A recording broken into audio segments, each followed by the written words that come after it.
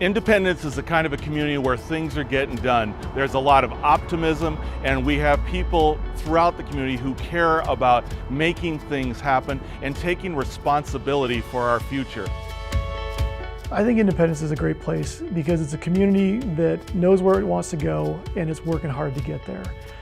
People here, there's a real shared sense of purpose and a shared sense of possibility, and that's really exciting. You know, people are excited to do things here. They're excited to see their community moving forward, and it's just a great high-quality small town. What I like about Independence is unity and the small town type of town, because you get to know a lot of people and you know their whereabouts and you know about them.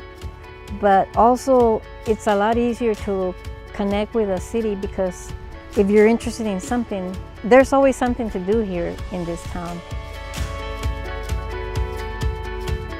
The City of Independence really needed a new library. We had this very small building built in 1920, and now we have this beautiful, gorgeous building that the whole community took part in designing because there were meetings, gatherings for people to design how they wanted the building to look.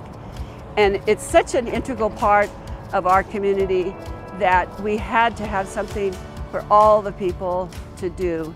And so we had fundraisers of all different levels for these folks, and we got some generous donations and we passed a bond issue. You know, when we built the library, there were some challenges along the way, but everybody came together.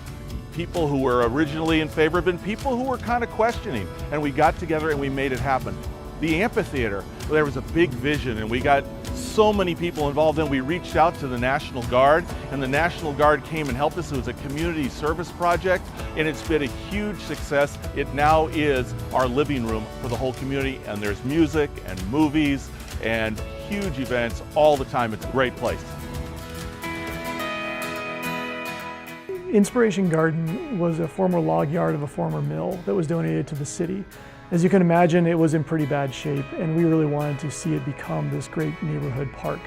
We were fortunate to have the Polk County Master Gardeners approach us saying, hey, we want to find a place to create a demonstration garden, a place where we can teach gardening classes. And also, by the way, it's going to be this beautiful thing because there's going to be all these gardens. So we showed them Inspiration Garden, what was then known as Mountain Fir Park, and they said, yeah, we can do something with this place. Our family's been here for roughly 50 years. My dad was the town physician, and he had a little office right up here on Main Street, and so these are the streets that we cut our teeth on as little kids growing up. Well, we do continue to live here. In fact, we still live on the family farm where we were first raised, and sometimes you don't recognize when you live somewhere that long that some of the best opportunity is right underneath your nose. And one of the reasons that we decided to invest in Independence instead of elsewhere is the welcoming that we got from the city. They're very pro-development, city staff, city council, right down to public works. I mean, just everybody. They're really great to work with.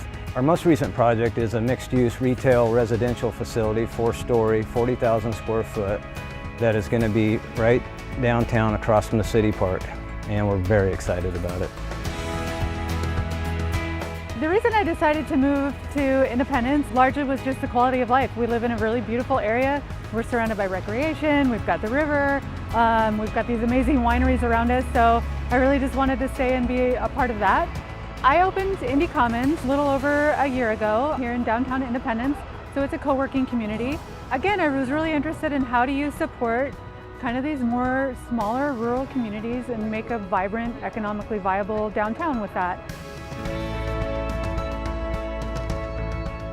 At the beginning of the century, it became very important that we be on the right side of the electronic divide.